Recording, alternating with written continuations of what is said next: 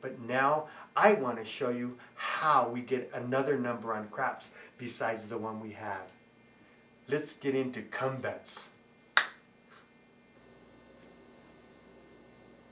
Now that we have a point number, I want to show you how we can get another number on craps through the come.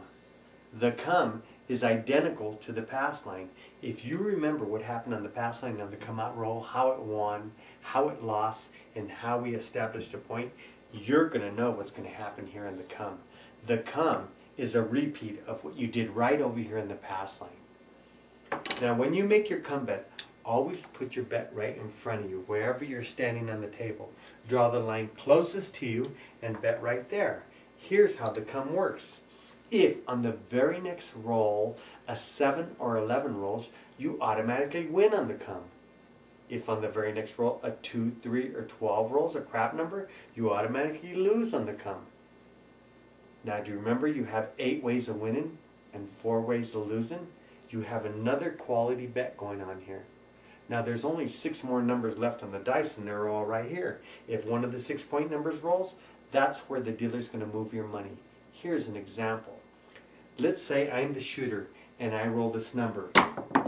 8, a hard way 8. Then the dealer will move you up to the number that rolled the 8 according to your position. Here's the first spot, second and third right here. Here's the fourth, the fifth spot, the sixth spot is right here, and the very last spot, the 8th spot. Now look what you've done. Now you have 2 numbers. You have the 6 over here, and you just acquired another number of 8 over here. And just like over here, you could take advantage of your odds, the best bet in the house. And here's where you set your odds down.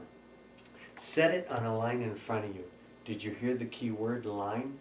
Let me explain something. The dealers aren't mind readers.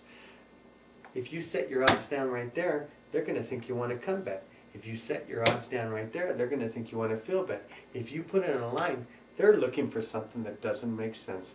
They'll know it's your odds. Now instead of setting up your odds the way we do over here, where you have 2 fingers in between, the dealers will offset your bet like that. You're not allowed to reach in here. This is a dealer's working area only. First of all, you're not an expert yet of knowing where your position is. What happens if you reached in here and you put your odds on somebody else's money?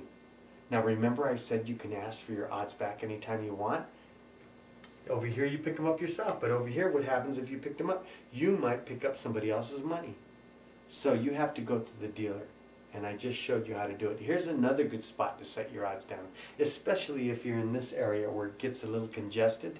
You can set your odds down right by your other odds bet, either that side or this side or in back of it. Here's what the dealer's thinking. He's thinking, well, you're the last person, you're the last bet right there. There's your odds, sitting right over there by your other odds bet. Once you get in the dealer in the habit of looking for your odds, he'll know where you put them all the time. The dealer's always scouting for your odds. He's like a baby robin looking for a worm from its mother. He'll know that that's your bet. All right, let's take a look at what we have right now. We have odds on everybody here.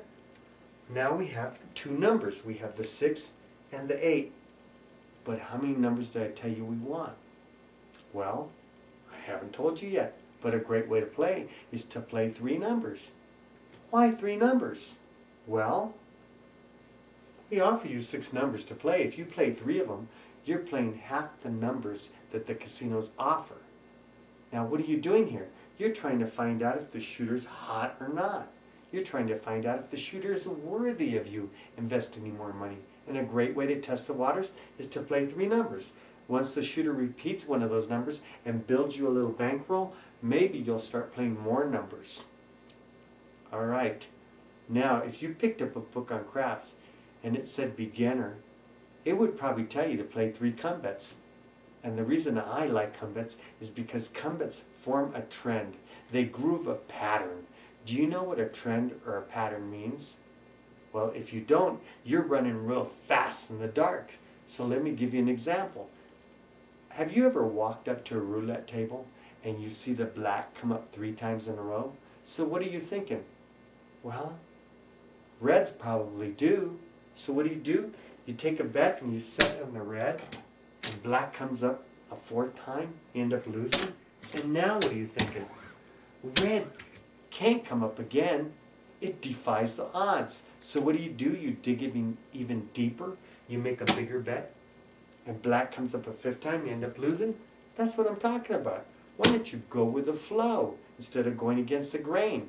Now here's a few patterns on craps that you might want to look for.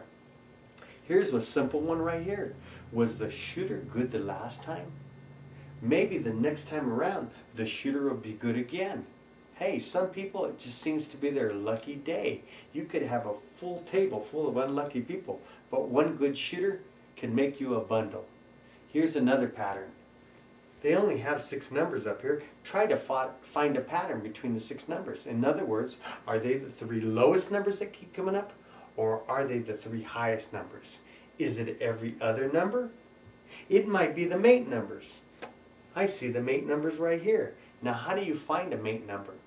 Well, I don't think I've taught you this, but do you know that on the top and the bottom of the dice, they'll always add up to 14? If you roll the dice on the other side of the dice, it'll always add up to 14 no matter what rolls.